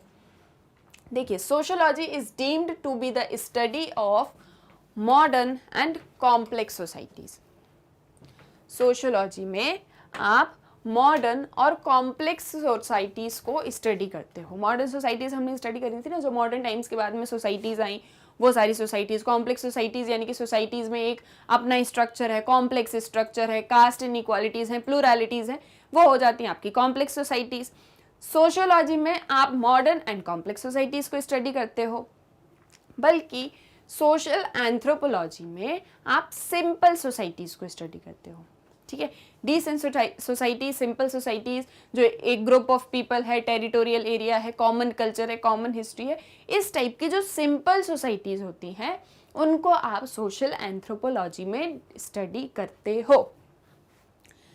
Due to many common overlapping scope and methodology of study, the sociology and social anthropology are considered as sister disciplines. अब देखो, जब आप सोशियोलॉजी में या सोशल एंथ्रोपोलॉजी में दोनों को अगर आप कंपेयर करो तो दोनों का ही स्कोप और दोनों के ही मेथड्स इन ऑल सेम ही है या कॉमन ही है, सिर्फ नाम अलग है। अभी कैसे, ये हम आगे देखने वाले हैं, बट दोनों को अगर आप एनालाइज करोगे तो आप ये चीज़ देखोगे कि दोनों में बहुत सी कॉमनैलिटी है, बहुत कॉमन है, इसीलिए इन्हें हम सिस्टर डिसिप्लिन्स कहते हैं। ठीक है, बहनें हैं ये दोनों, आपको ये याद रखना है।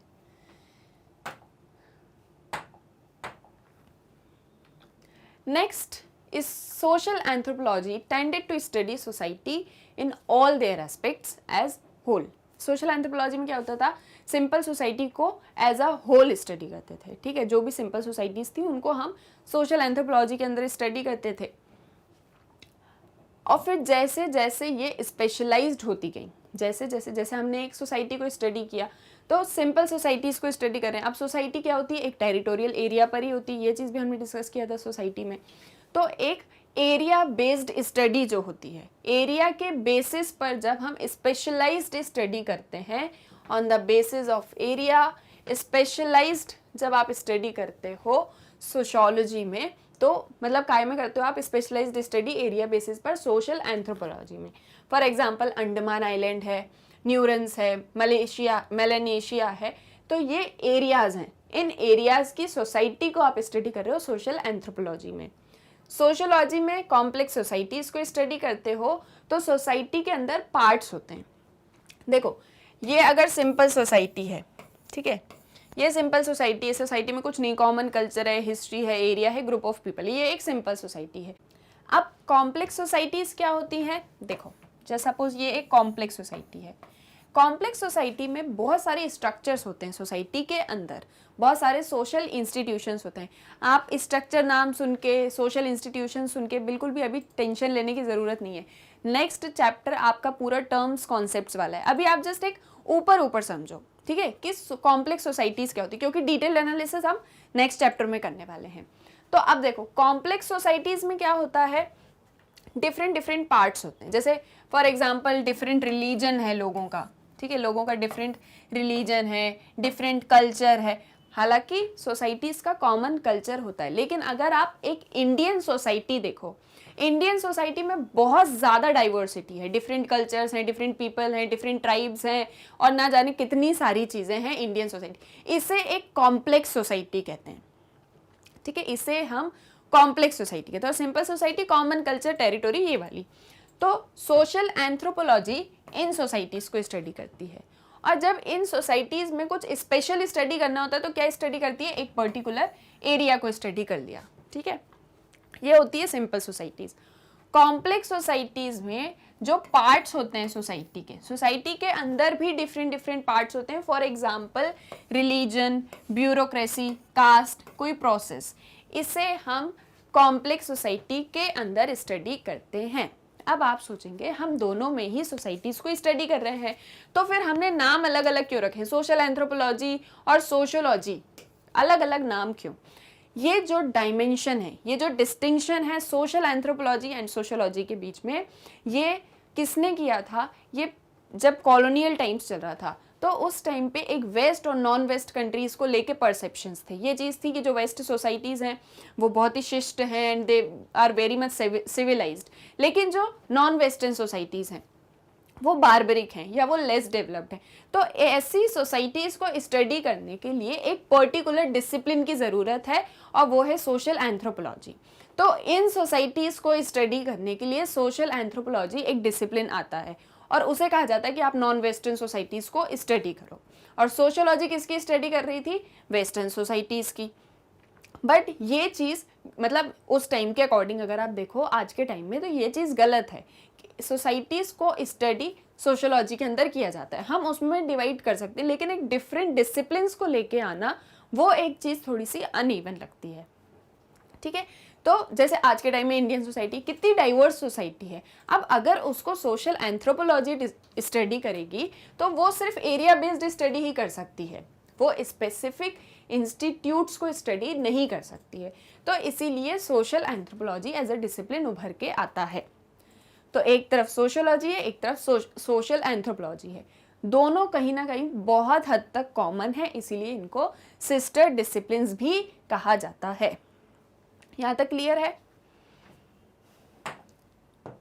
तो अभी हमने सारा कुछ क्या देख लिया कि स्कोप ऑफ सोशियोलॉजी देख लिया हमने, बहुत सारा मतलब बहुत वाइड स्कोप है, बहुत सारे एरियाज तक आप सोशियोलॉजी को अप्लाई कर सकते हो। एंड डिसिप्लिन्स के साथ में हमने देखा कि इकोनॉमिक्स और सोशियोलॉजी क्या है, same topics but different angles.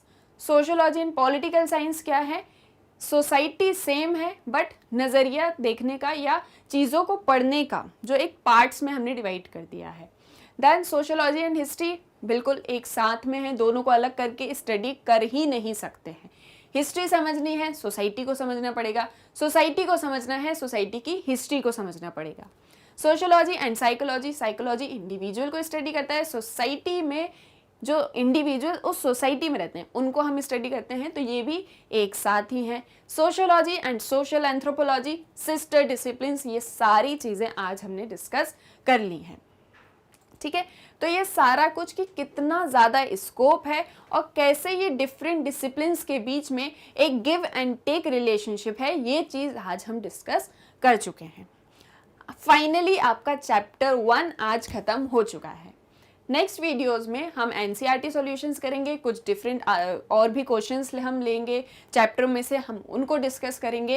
And एक क्वेश्चन मुझसे पूछा गया था कि मैम बिरादरी एंड समाज, इन दोनों में क्या डिफरेंस होता है, ये चीज़ हम नेक्स्ट वीडियो में क्लियर अप करने वाले हैं।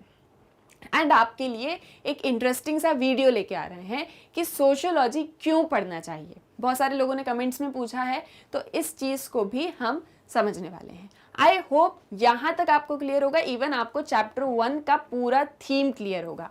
अब आपको क्या करना है, रीड करना है, रिवाइज करना है एंड ऑब्जर्व करना है।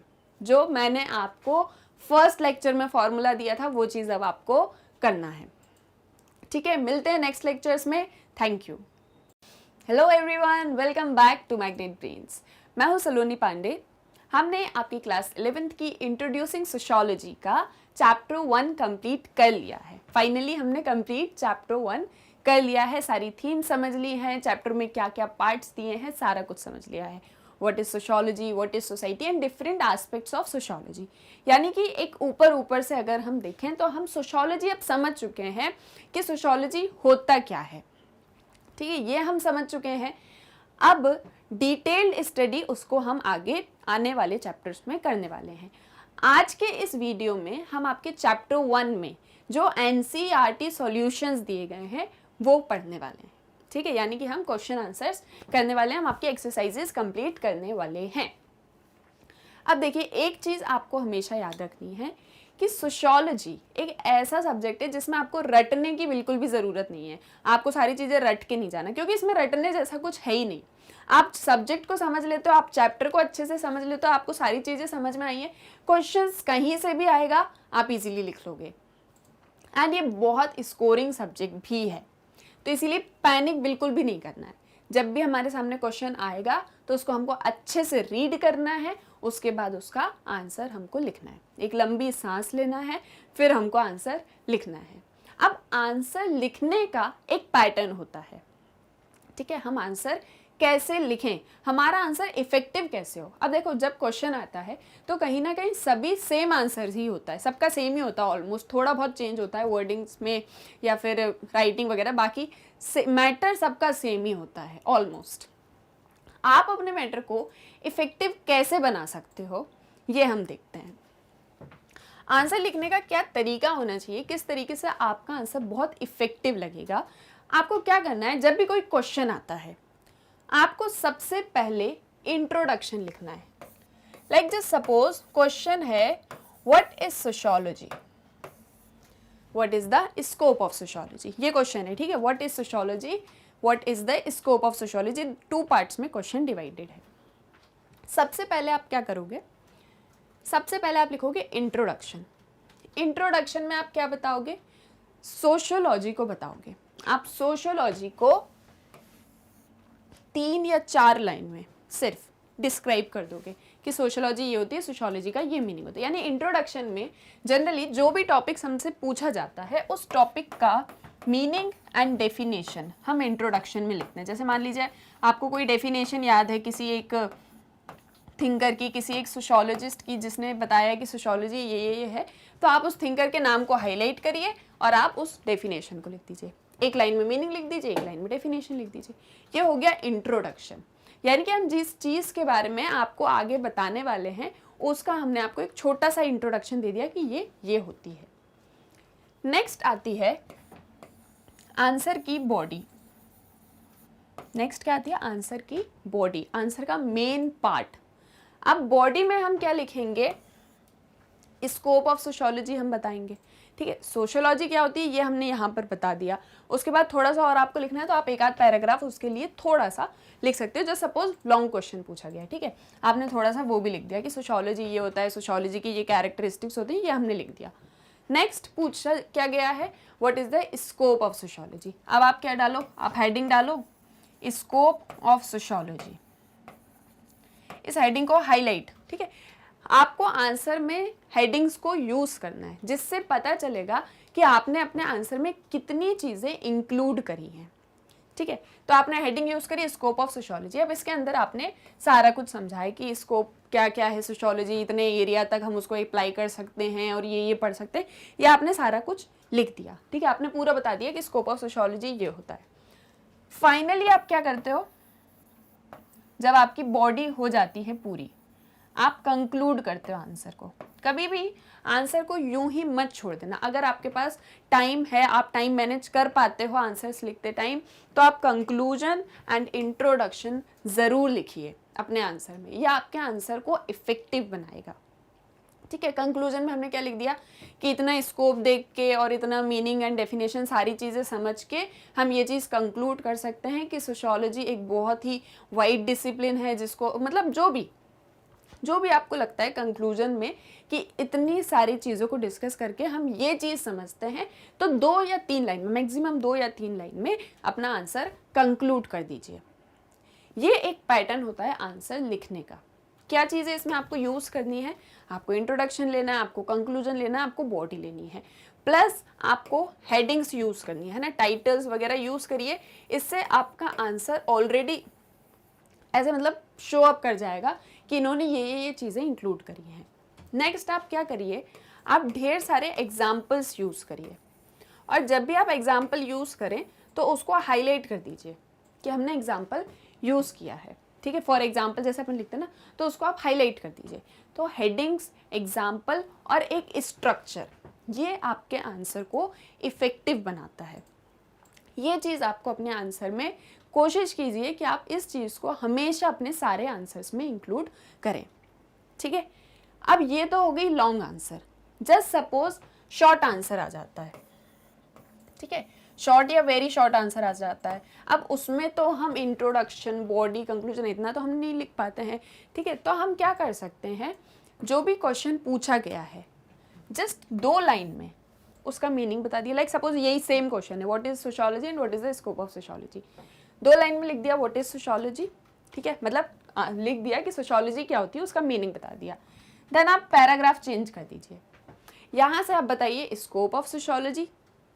फिर अगेन नेक्स्ट 2 लाइन में पैराग्राफ चेंज करके आप कंक्लूड कर दीजिए। एक लाइन लिखिए पर कंक्लूड कर दीजिए।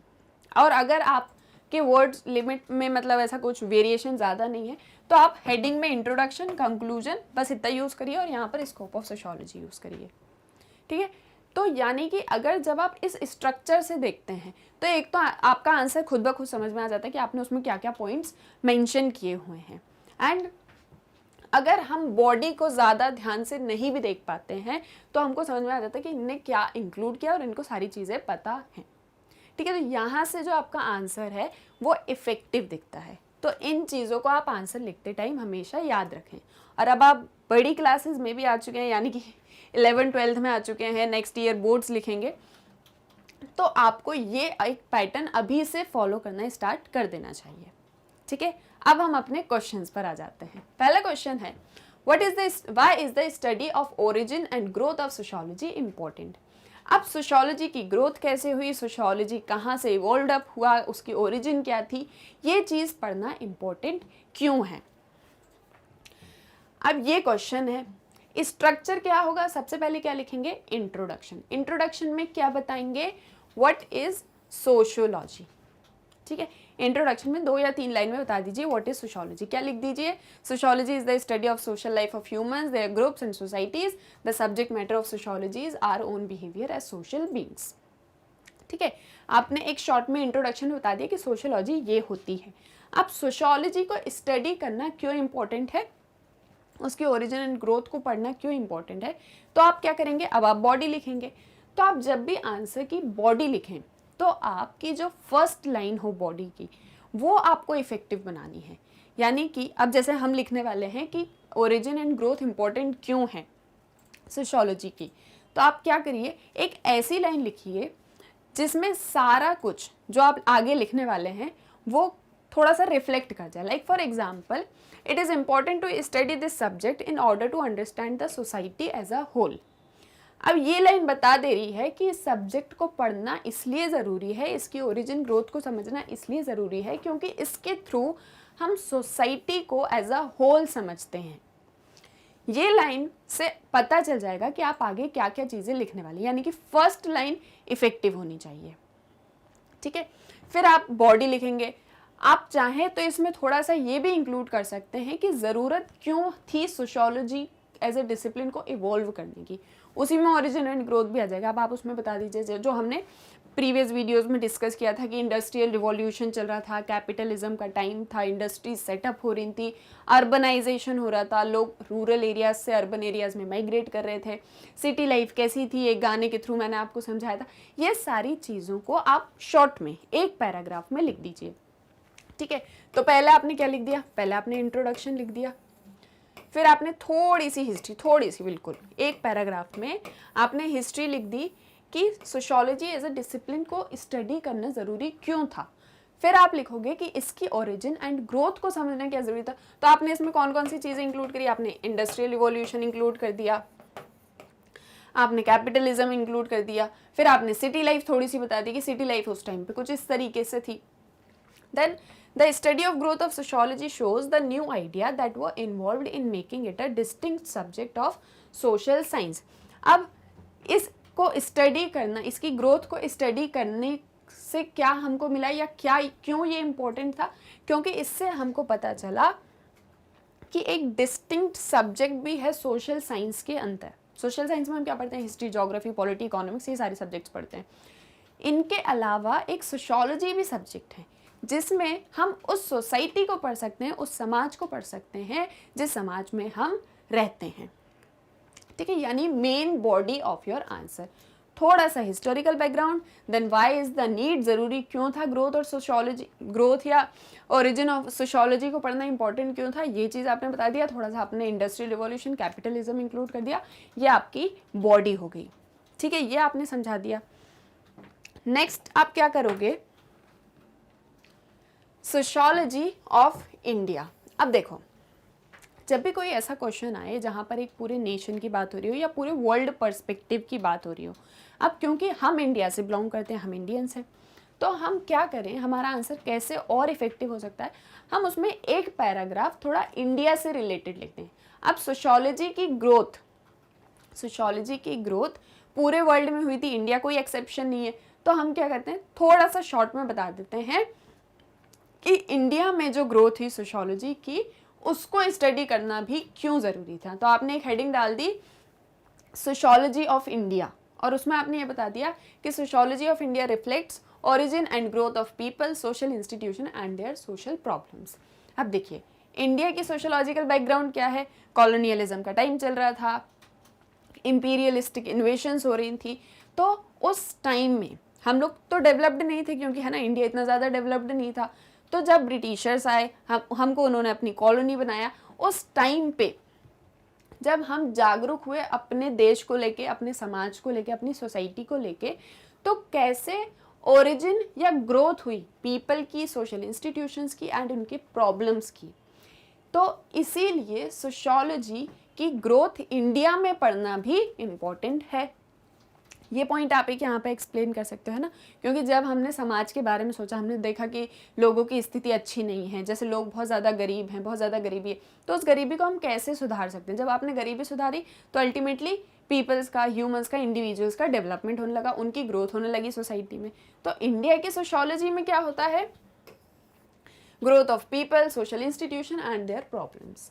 ये आपने एक पैराग्राफ में बता दिया। एंड फाइनली आपने फिर कंक्लूड किया। कंक्लूड आपने क्या किया, therefore studying the origin and growth of sociology is important to understand the various institutions and their functions present in the society. ये आपने कंक्लूड कर दिया कि इसीलिए स्टडी ऑफ ओरिजिन और ग्रोथ सोशियोलॉजी की पढ़ना इसलिए इम्पोर्टेंट है क्योंकि इसको पढ़ने से हम समझ पाते हैं कि different institutions, different social institutions, जैसे फैमिली हो गई और आपके सोशल ग्रुप्स हो गए, सोशल इंस्टीट्यूशंस हो गए, ये सभी सोसाइटी में एग्जिस्ट करते हैं और ये कैसे फंक्शन करते हैं, ये चीज़ भी हम सोशियोलॉजी की जब ग्रोथ पढ़ते हैं तो हम समझते हैं। ठीक है, ये आपका फर्स्ट आंसर हो जाएगा। ठीक है, इसमें आप इन पॉइंट्स के अंदर, इन हेड्स के अंदर अपने आंसर को एग्जाम्पल्स के थ्रू एक्सप्लेन करिए।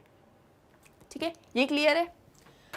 अब नेक्स्ट देखते हैं आपका सेकंड क्वेश्चन क्या है। आपका सेकंड क्वेश्चन है, discuss the different aspects of the term society, how it is different from your common sense understanding. अब ये दो क्वेश्चन जो है, ये क्वेश्चन 2 पार्ट्स में डिवाइडेड है। पहला तो है discuss the different aspects of the term society. पहले तो आपको सोसाइटी को बताना है और सोसाइटी के डिफरेंट एस्पेक्ट्स को बताना है। सेकंड आपको ये बताना है कि how it is different from your common sense understanding. 2 parts में क्वेश्चन डिवाइडेड है। ठीक है, पहले आप क्या बता दोगे, ऑब्वियसली इंट्रोडक्शन में आप क्या बताओगे, सोसाइटी क्या होती है।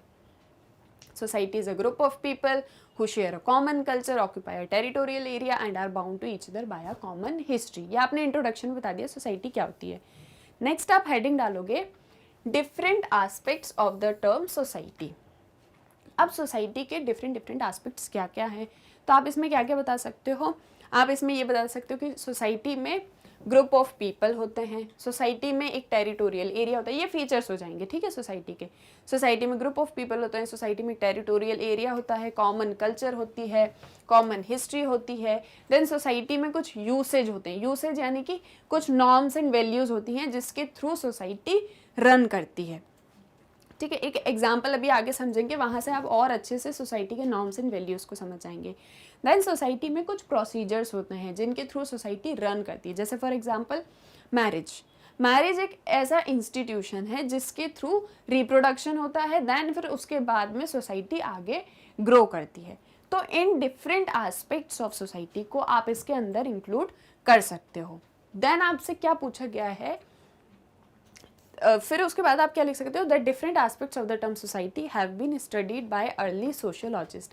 अब और भी जो डिफरेंट एस्पेक्ट्स हैं सोसाइटी के, उनको अर्ली सोशियोलॉजिस्ट ने डिस्कस किया था, जैसे कि ऑगस्ट कॉम्टे हो गए, आपके कार्ल मार्क्स हो गए, हर्बर्ट स्पेंसर हो गए। इन्होंने क्या किया था, इन्होंने सोसाइटीज़ को स्टडी किया था 19th सेंचुरी के टाइम पे, और फिर उन सोसाइटीज़ को 2 पार्ट्स में डिवाइड कर दिया था, प्री मॉडर्न सोसाइटीज़ और modern societies.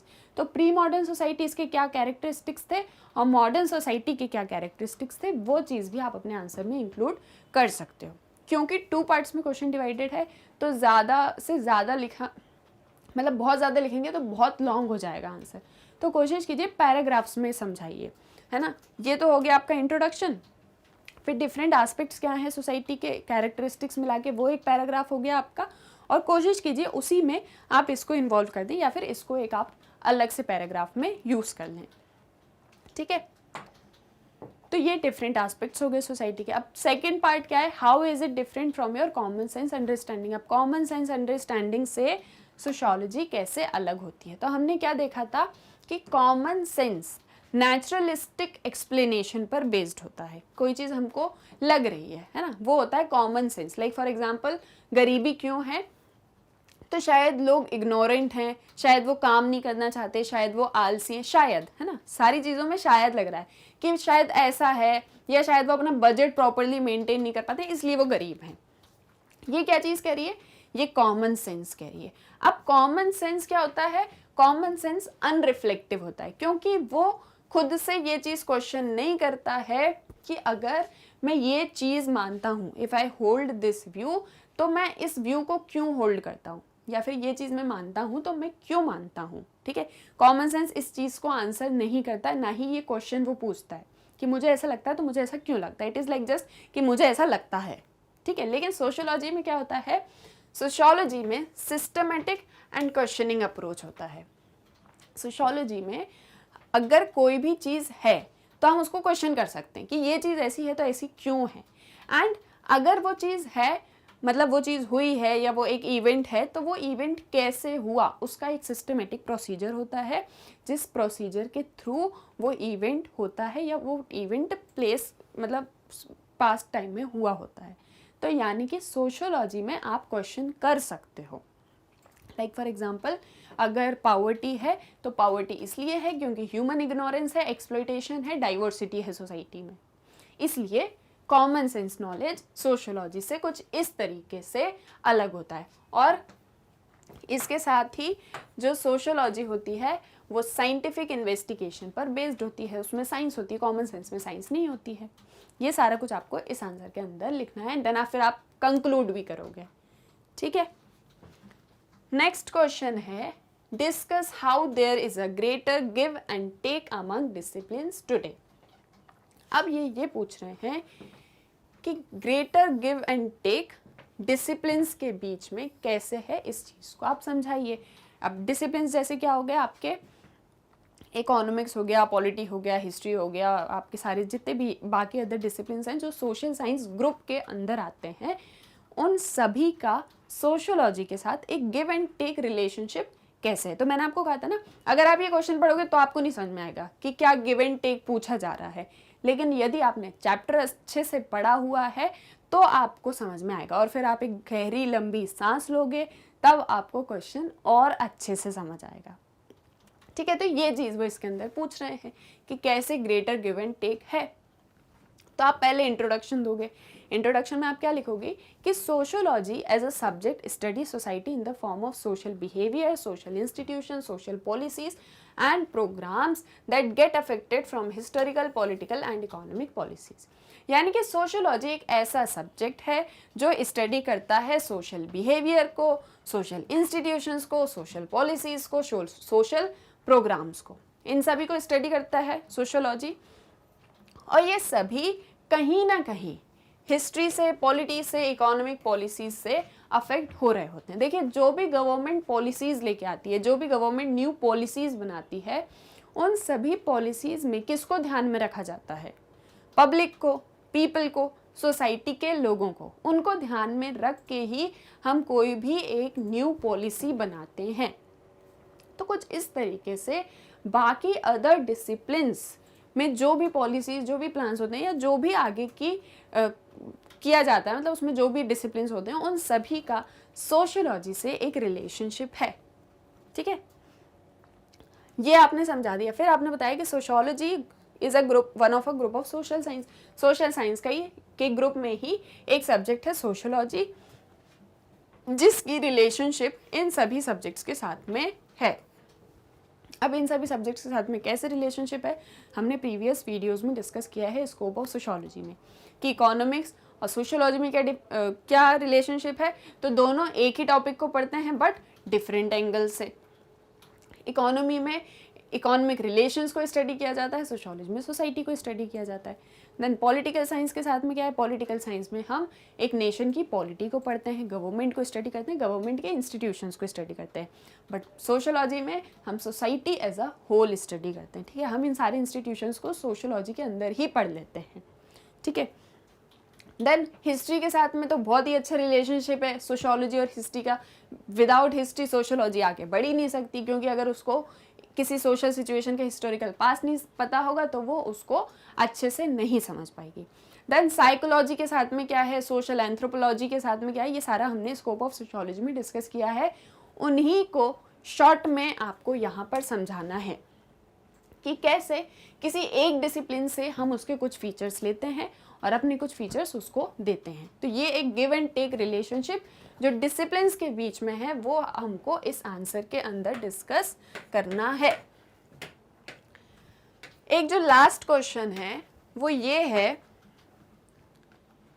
Identify any personal problem that you और योर फ्रेंड्स और relatives are facing, attempt a sociological understanding. कोई एक प्रॉब्लम जो आप या आपकी कोई फ्रेंड या आपकी कोई रिलेटिव या आपकी फैमिली फेस कर रही है, ठीक है, और उस प्रॉब्लम को आप सोशियोलॉजिकल अंडरस्टैंडिंग या सोसाइटी के पर्सपेक्टिव से कैसे समझते हो। लाइक जस्ट सपोज, इसमें मैं आपको एक एग्जांपल से समझा देती हूँ, हालांकि ये क्वेश्चन आपको खुद करना है, मैं आपको एक एग्जांपल से समझाती हूँ। जस्ट सपोज आपकी एक कज़न है, उसकी शादी होने वाली है, ठीक है, तो उसकी शादी के लिए जो उसके घर वाले हैं और उस लड़की के जो पेरेंट्स हैं वो उसके लिए रिश्ता ढूंढ रहे हैं, और वो एक ऐसा लड़का चाहते हैं जो अच्छा खासा पढ़ा लिखा हो, सरकारी नौकरी करता हो, एंड मतलब वेल एस्टेब्लिश्ड टाइप लड़का उनको चाहिए।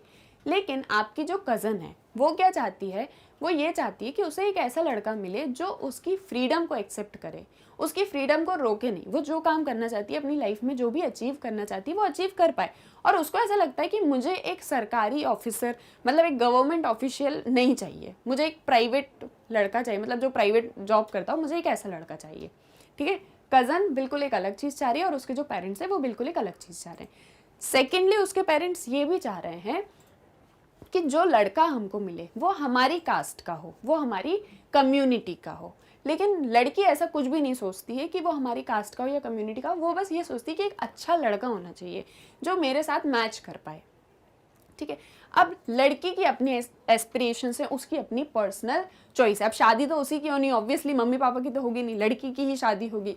अब जो मम्मी पापा की एस्पिरेशंस है, उसके पेरेंट्स की जो एस्पिरेशंस हैं वो इस टाइप की क्यों हैं, क्योंकि अगर एक शायद हमारी कास्ट का लड़का ना हो, हमारी कम्युनिटी का लड़का ना हो, तो सोसाइटी से हमको कुछ बातें फेस करनी पड़ेंगी कि उनने तो अपनी इंटर कास्ट मैरिज करवा दी अपनी लड़की की, या फिर अगर एक गवर्नमेंट ऑफिसर नहीं होगा तो उसकी लाइफ आगे तक सिक्योर्ड नहीं होगी।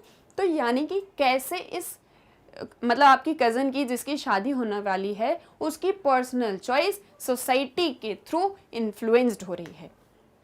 ठीक है, यानी कि सामाजिक फैक्टर्स, सोसाइटल फैक्टर्स उसकी पर्सनल चॉइस को इन्फ्लुएंस कर रहे हैं। ये चीज़ आपको सोशियोलॉजिकल अंडरस्टैंडिंग के थ्रू समझनी होगी और ऐसे ही कुछ एग्जांपल्स कोट करके इन चीज़ों को समझाना होगा। ये मैंने आपको एक एग्जांपल दिया है, अब आप अपनी तरफ से और एग्जांपल्स को सोचिए। इसके आगे और भी कुछ क्वेश्चंस, कुछ MCQs हम नेक्स्ट वीडियोज़ में करेंगे इस चैप्टर से रिलेटेड। ठीक है, मिलते हैं नेक्स्ट वीडियो में, तब तक के लिए take care, thank you very much. Hello everyone, welcome back to Magnet Brains. मैं हूं सलोनी पांडे। चैप्टर 1 हमने कंप्लीट कर लिया है, NCERT सॉल्यूशंस भी कर लिए हैं, वन शॉट रिवीजन भी कर लिया है। अब हम आपकी बुक के कुछ इंपॉर्टेंट क्वेश्चंस जो आपके एग्जाम्स में आ सकते हैं उनको डिस्कस करने वाले हैं। NCERT सॉल्यूशंस में मैंने आपको आंसर राइटिंग फॉर्मेट भी बता दिया था कि आपको आंसर्स किस तरीके से लिखने हैं। अब कुछ very short and long answers कर लेते हैं। इस वीडियो को हम 2 पार्ट्स में डिवाइड करेंगे। फर्स्ट पार्ट में वेरी शॉर्ट आंसर करेंगे, सेकेंड पार्ट में शॉर्ट एंड लॉन्ग आंसर्स करेंगे। ठीक है, स्टार्ट करते हैं। सबसे पहला क्वेश्चन है, व्हाट इज सोशियोलॉजी। अब सोशियोलॉजी क्या होता है ये आपको वेरी शॉर्ट आंसर्स में बताना है। तो sociology is a comprehensive study of whole society. ये लाइन आपको बिल्कुल इंक्लूड करनी है। सबसे पहली लाइन आपकी यही होनी चाहिए कि sociology is a systematic and comprehensive study of society या society as a whole. Next, sociology is a descriptive and analytical discipline concern with the structure aspects of human society. अब सोशियोलॉजी क्या होती है ये हमने बता दिया कि सोशियोलॉजी में हम क्या स्टडी करते हैं। फिर उसके बाद में सोशियोलॉजी एक डिस्क्रिप्टिव और एनालिटिकल डिसिप्लिन है। डिस्क्रिप्टिव यानी कि हम सारी चीज़ों को डिस्क्राइब करते हैं, डिटेल में स्टडी करते हैं। एंड एनालिटिकल, हम फैक्ट्स के अकॉर्डिंग बात करते हैं। ठीक है, यानी कि हम साइंटिफिक प्रोसीजर्स यूज़ करके सोशियोलॉजी को स्टडी करते हैं। तो ये देखो, इतनी सारी चीज़ हमने सिर्फ 2 वर्ड्स के अंदर इंक्लूड कर दी। ठीक है, तो sociology is a descriptive and analytical discipline concerned with the structural aspects of human society. Human society के सारे एस्पेक्ट्स को हम सोशियोलॉजी में स्टडी करते हैं। थर्ड हमने क्या कहा, sociology is the science of human relations. Sociology human relations की साइंस है। ठीक है, ह्यूमन रिलेशंस को हम साइंटिफिकली स्टडी करते हैं। कुछ साइंटिफिक मेथड्स होती हैं, उनके अकॉर्डिंग हम स्टडी करते हैं। वेरी शॉर्ट आंसर है, तो आपको कम से कम वर्ड्स में ही अपनी बात को एक्सप्रेस करना है। एंड मोस्ट इम्पॉर्टेंट एक चीज़ आप आंसर्स लिखते टाइम याद रखिए कि हो सके तो आंसर्स को आप पॉइंट्स में लिखिए। जब आप पॉइंट्स में आंसर लिखते हैं तो जो भी टीचर आंसर को चेक कर रहा होता है उसको सामने से दिख जाती हैं सारी चीज़ें कि अच्छा ये पॉइंट भी इंक्लूडेड है, ये पॉइंट भी इंक्लूडेड है, ये पॉइंट भी इंक्लूडेड है। ठीक है, पैराग्राफ जहाँ पे आपको एनालिटिकल क्वेश्चन पूछा गया है वहाँ पे आप पैराग्राफ यूज़ कर सकते हैं ना, जहाँ पर आपको एनालाइज करना है आंसर को, थोड़ा डिटेल में बताना है, वहाँ आप पैराग्राफ यूज़ कर सकते हैं। बट अगर शॉर्ट आंसर्स टाइप है या डायरेक्ट क्वेश्चंस पूछे गए कि ये चीज़ क्या होती है तो आप पॉइंट्स में आंसर को कवर कीजिए। ठीक है, ये हो गया हमारा फर्स्ट क्वेश्चन। नेक्स्ट है स्टेट कैरेक्टरिस्टिक्स ऑफ सोसाइटी। अब आपसे ये भी पूछा जा सकता है कि सोसाइटी के कैरेक्टरिस्टिक्स को बताइए। अब वेरी शॉर्ट में पूछा है तो कम से कम वर्ड्स में बताना है ना। According to Harry M Johnson society has following characteristics. अब हैरी एम जॉनसन ने सोसाइटी के कुछ कैरेक्टरिस्टिक्स बताए हैं, जैसे कि डेफिनेट टेरिटरी। ये हमने देखा था कि ग्रुप ऑफ पीपल होते हैं जिसमें एक डेफिनेट टेरिटरी होती है। ठीक है, एक पर्टिकुलर एरिया में group of people living together, ये चीज़ हमने देखी थी। तो इसका एक कैरेक्टरिस्टिक क्या हो गया कि डेफिनेट टेरिटरी होती है। Society is a territorial group, ये पहला कैरेक्टरिस्टिक्स हो गया। Second, progeny. अब देखिए, जो सोसाइटी होती है, सोसाइटी एग्जिस्टेंस में कहाँ से आई है, क्योंकि ह्यूमंस हैं इसलिए सोसाइटी जैसी कोई एंटिटी नहीं है, एग्जिस्ट नहीं करती, कोई ऐसा ऑर्गेनाइजेशन नहीं है कि अच्छा ये सोसाइटी यहाँ पे चले जाओ, ऐसा कुछ नहीं होता है, बल्कि सोसाइटी ह्यूमंस से मिलके बनती है। ठीक है, जो भी इंडिविजुअल्स सोसाइटी में रह रहे हैं, जब वो सोशल इंटरेक्शन के थ्रू रिलेशनशिप में आते हैं, एक बॉन्ड में आते हैं, तब सोसाइटी खुद ब खुद एग्जिस्ट करती है। ठीक है, अब ह्यूमंस कहाँ से आए, जब रिप्रोडक्शन सिस्टम होता है। ठीक है, ह्यूमन रिप्रोडक्शन के थ्रू ह्यूमंस सोसाइटी में इवॉल्व अप होते हैं, उनकी ग्रोथ होती है और कुछ इस तरीके से सोसाइटी एग्जिस्टेंस में आती है। ह्यूमंस ही नहीं होंगे तो सोसाइटी क्या होगी। ठीक है, सोसाइटी का कोई काम नहीं अगर ह्यूमंस नहीं है तो एक क्या हो गया, डेफिनेट टेरिटरी, दूसरा हो गया प्रोगेनी। थर्ड है कल्चर। सोसाइटी में एक कॉमन कल्चर होता है, क्या सोसाइटी कल्चरली सफिशिएंट होती है, ठीक है। बिना कल्चर के समाज बहुत अधूरा सा लगता है, ऐसा लगता है समाज बस है, ठीक है, ग्रुप ऑफ पीपल है, रह रहे हैं साथ में बस। लेकिन जो कल्चर होता है वो सोसाइटी के लोगों को बांधे रखता है, ठीक है। तो एक कल्चर हो गया एस्पेक्ट। फिर इंडिपेंडेंस, सोसाइटी में सभी लोग एक दूसरे पर इंडिपेंडेंट होते हैं, ठीक है। इंटरडिपेंडेंस होती है सोसाइटी, एक दूसरे के लिए कॉम्प्लीमेंट्री होती है, ये एक पॉइंट हो गया आपका। तो ये क्या हो गए characteristics of society. Society permanent होती है, आप ये एक चीज भी लिख सकते हैं। सेल्फ कंटेंट इंटीग्रेटेड ग्रुप, ये सारी चीजें सोसाइटी के कैरेक्टरिस्टिक्स होते हैं। वर्ड लिमिट के अकॉर्डिंग क्वेश्चंस को फ्रेम कीजिएगा। नेक्स्ट क्वेश्चन है what do you understand by sociology, discuss sociology as a scientific discipline. अब अगेन 2 पार्ट्स में क्वेश्चन डिवाइडेड है।